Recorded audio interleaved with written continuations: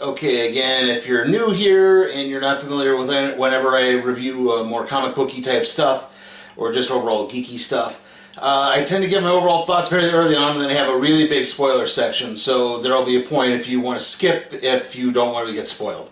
Okay, but first off, it'll just be my overall thoughts right here, alright? Okay, alright, my overall thoughts for Thor Love and Thunder is an A. Probably not too much of a shock here. It's just, I think even a better film than Thor Ragnarok was. I think the story is at least a little more well-rounded. The humor is very well balanced out. The characters all very grounded and realistic. I mean, as Norse gods could possibly be, but you get the idea. Very relatable story. Gore itself is one of the better villains. Fortunately, the only drawback is I don't think he's executed well. Other than that, though, this is a really enjoyable film. It's definitely a must-see, and especially if you're a big MCU fan. Strange and powerful forces are attracting people to Pizza Hut. It's the Marvel Comics X-Men video with a mini comic book, pull-out poster, and trading card, all for only $4.99 with any pizza purchase.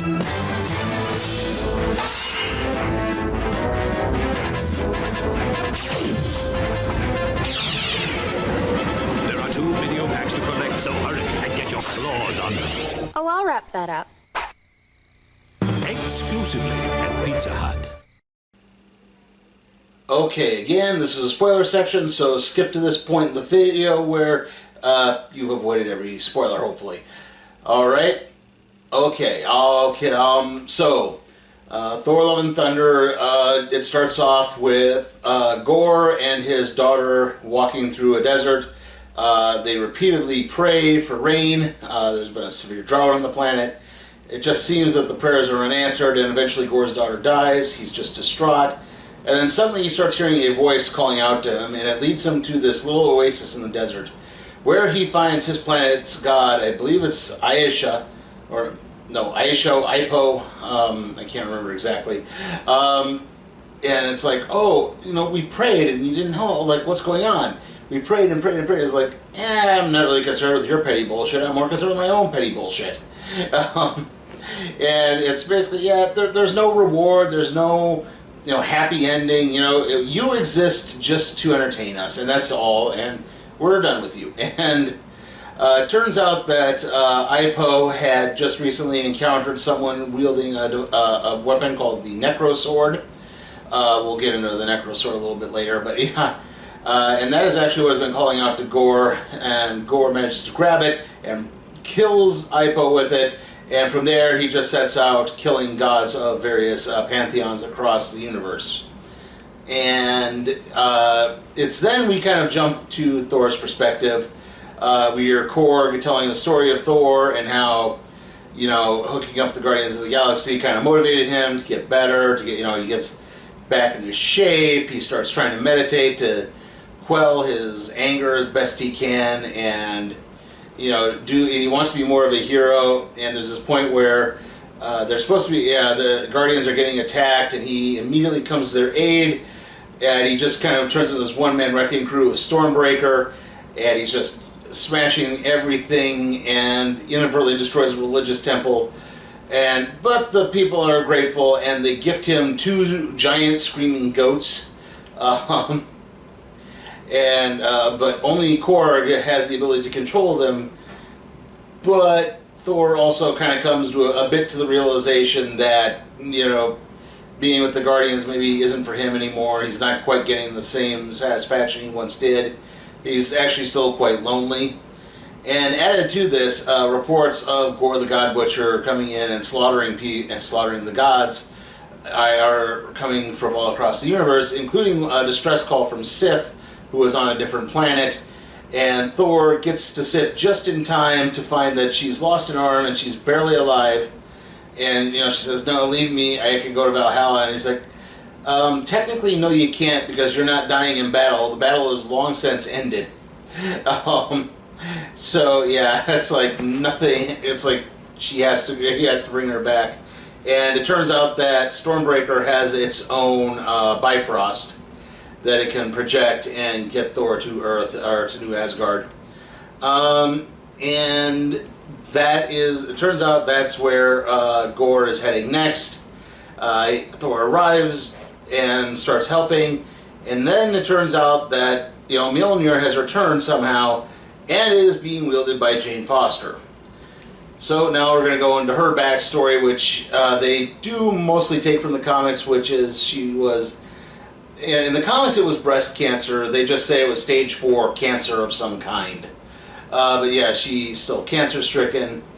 But it turns out that while she and Thor were together, Thor inadvertently enchanted Mjolnir to always protect Jane no matter what.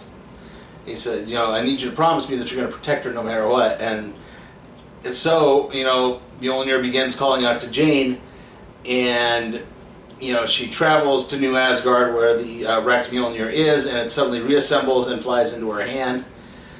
She has the ability to basically break the hammer apart and attack various creatures with it. She can attack numerous creatures at once when this happens. And from there, unfortunately, again, much like the comics, it turns out that whenever she's turning into Thor, it's taking they changed it a little bit again.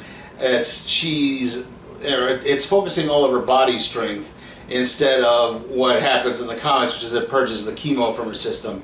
And so, she's not actually fighting the cancer at all. And so, yeah, it's just slowly taking over.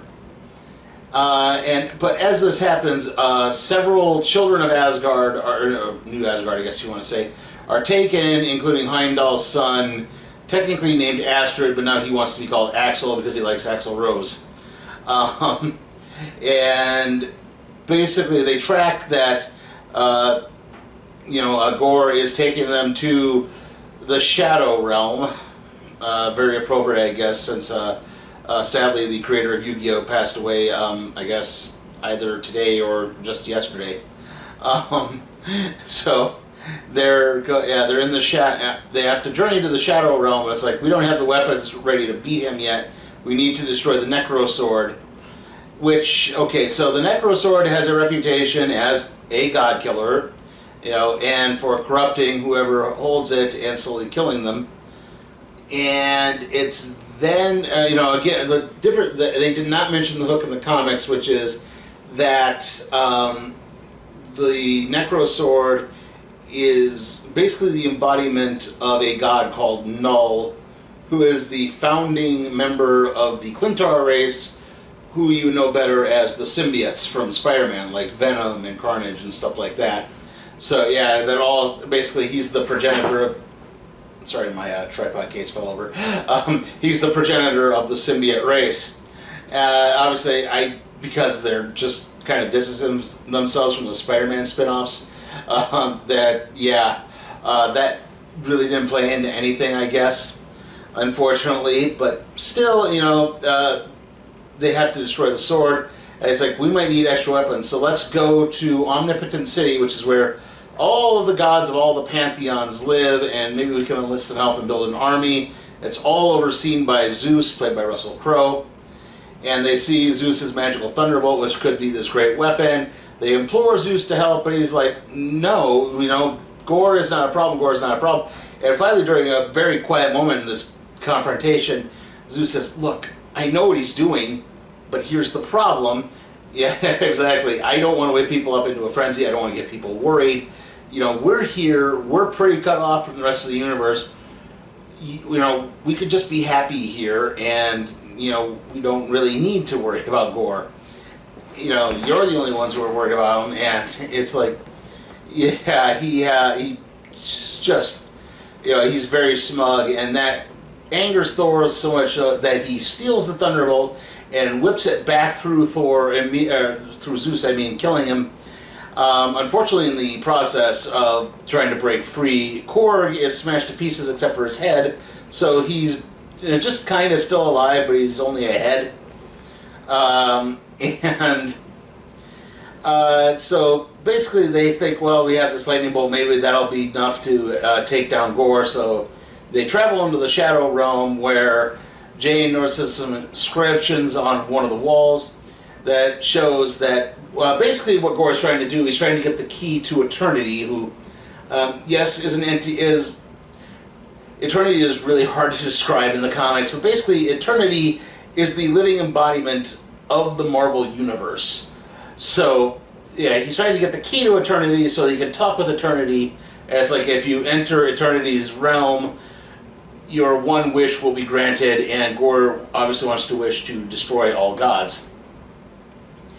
And she realizes that Gore needs basically a Bifrost to open the key. The Bifrost is the key to Eternity, and that's in Stormbreaker, which is what he's actually after.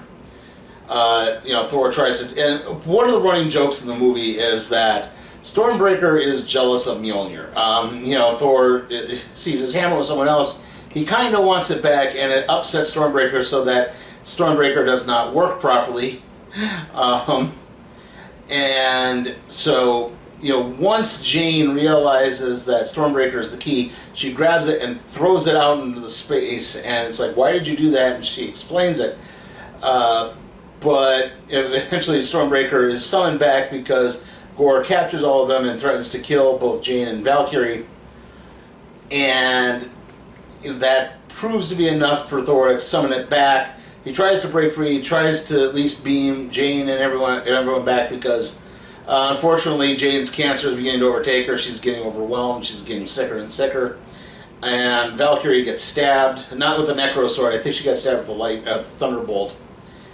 And they get summoned. They manage to get back to Earth, but in the process, Gore just manages to get his hand on Stormbreaker. So he takes everyone to it. He takes the kidnapped children to where Eternity is located, and Axel Heimdall's son, is relaying this through his eyes to Thor, and it's also where Thor has figured out what's happening with Jane. He basically says, look, I have to handle this on myself. Valkyrie can't fight. If you enter this fight, you will not come back. I'll come back. You can die with friends, but if you go out there, you're going to die alone in space. And so he goes off to to rescue these kids. He sees Stormbreaker being channeled with the black magic to open Eternity, and he gets the kid. He imbues various weapons the kids are holding with power. One of which includes a stuffed bunny rabbit. So he said, and he kind of gives them a rousing speech to say, "Hey, you're all Asgardians in my book. You're all worthy. You have to learn to. You all have to fight so that we can be free and go home." And so he fights with Gore. Jane, does not heed the advice, comes back, helps Thor defeat Gore. However, they both, all three, wind up in Eternity, and Gore gets ready to make his wish, but Thor just stops him. He says, I know what you want. I know you think you want your revenge. You think you're going to get away, but really you're not going to win, because after this, what's going to be left? What will be left for you to do? Where are you going to go? And he says, I'm choosing love over everything, and I'm going to be with this woman I love as she dies, and just go do what you do. And it seems to Gore's free of the Necro Sword at this point, but he's still angry, and he realizes again what he wanted was he just wanted his daughter back. But he said, look, I'm dying anyway. If I bring her back, she's going to be alone. And Thor basically promises to take the daughter, who I don't think ever has a name. They just call her Love eventually. And so Jane dies. She fades away. And, she's memorialized. And Thor and Love travel the cosmos helping those in need. He wields Mjolnir again. She wields Stormbreaker. She also has godlike powers now as well. And that's pretty much how the movie ends, except, of course, for our stinger scenes during the credits. The first one is Zeus, still alive, actually, lamenting the fact that, the gods... One of the reasons why the gods aren't so powerful anymore is because people worship superheroes. They're not... people used to fear gods, but now, because there's so many of them who are close to gods that they don't, you know, the gods don't wield any power anymore. And he says, maybe we need to show them they still need to fear us. Maybe Thor, Odin's son, needs to fall, and for that I am sending you, my son, Hercules. And we see Hercules, who is Brett. Shoot, I didn't get his name. I got it. It's Brett Goldstein he's in Ted Lasso, which I unfortunately have not really seen outside of the initial skits. Like I said, you know, I've heard it's a good show, but I don't have Apple TV Plus, so I can't say for certain how that's going to play out. Hopefully they'll keep the humor, because I think they played the scene just a little too serious. But yeah, you know, obviously you got the Hercules stinger there. And then we get a post-credit scene of Jane arriving in Valhalla, where Heimdall greets her and he says, you know, you died in battle, you know, welcome to Valhalla. But you kind of see this look on her face that maybe she doesn't really want to be there. So, again, in the comics, Jane eventually does die, but she gets reborn as a Valkyrie. And, you know, it seems like maybe that could be the case here, but, you know, they don't entirely play into it. And, yeah, that is Thor Love and Thunder, so named because at the end, Thor and, you know, Love just call themselves Love and Thunder, so... as Korg relates to the story. Korg does get reassembled, and he finds his people, they're only men, so the idea is two men who love each other go to a volcanic, you know, a volcano basically, stand over a pit of lava, and somehow the heat allows for a new race member to be formed. So yeah, Korg finds love basically.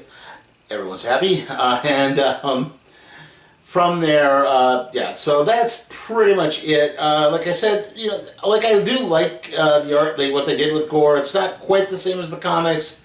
Obviously, they didn't do the same with the Necro Sword, but I don't quite think they got the entire execution down right. I think, yeah, like, he's an interesting character, but sometimes he's a little hammy, he's a little yeah. You know, he's cracking jokes, and, you know, he's trying to there's times where he's torturing these kids. It's like, it's not particularly funny or scary. It's just like, wow, that's really not something I needed to see. And unfortunately, it's like, his parts of the movie before the big end point are really the least interesting parts of it. And I think that's the only part that drives, like, I think the character is good, I just don't think the execution quite worked well. So, that was really my only problem with it. But still, like I said, overall, I think this is a must-see film. You know, I understand that Multiverse of Madness kind of rubs some people the wrong way. I know some people weren't crazy about Spider-Man Far From Home, or not Far From Home, No Way Home. I mean, obviously, Far From Home also wasn't very good, but I think this is going to be the one that helps punch up some interest in the Marvel Universe again, so, or the Marvel Cinematic Universe. So, again, go see Thor Love and Thunder. When evil threatens humanity, It's a life force I've never seen before. there's only one team of superheroes with the skills, Winds of destiny change. the courage, Got you covered, Hawk. and the strength I'm all over it. to do the job. Avengers, assemble! Catch the newest members in the Fox Kids Hall of Champions. Man's got my attention. Watch an all-new Avengers later this morning at 11:30, only on Fox Kids. Okay, again, trailer time, and once more, we're doing something a little different with the trailers. We're just going to list them and then talk about them. So you're going to see kind of a collage come up on the screen, or a couple collages coming up on the screen. First and foremost, we had Dragon Ball Super, Superhero. Then we had Beast, Bullet Train, and that was followed by Nope, Black Adam, and Avatar: The Way of Water. So yeah, Beast is the Idris Elba movie about the family that is visiting Africa and unfortunately winds up getting kind of trapped dealing with a rogue lion that has been attacking people. Sorry, I'm trying to straighten out my steno pad here. Dragon Ball Super was the Dragon Ball Super one was kind of funny just because it's Dragon Ball Superhero. So I guess this Dragon Ball film was done by the Department of Redundancy Department. Yeah, again, it's like it's called Dragon Ball Super. I don't think you need to also call it Superhero. Just call it Hero. That probably would have worked fine too. And then, what was obviously Nope is the next movie we're reviewing. Bullet Train, it's the Brad Pitt caper movie. Yeah.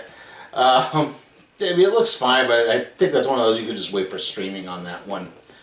And then Avatar is Avatar.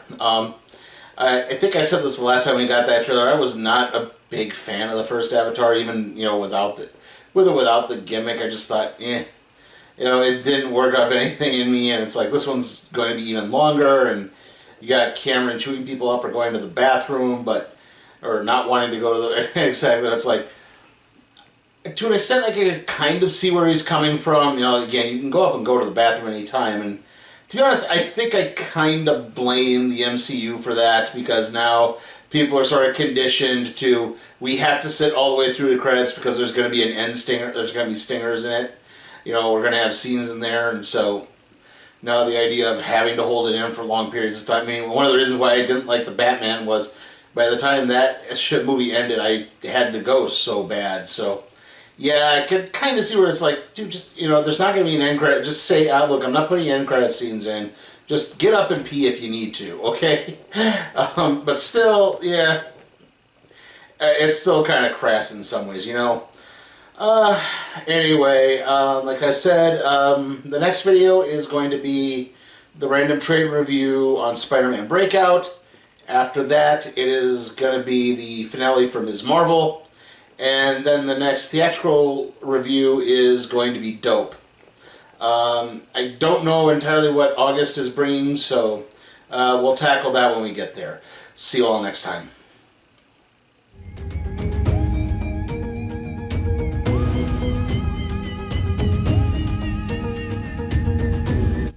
Hey guys, remember, you can help support my channel at patreon.com/SleepyTimeForCat Productions, where you can help request a movie, even if it's something like, say, Sonic the Hedgehog or the next Purge film.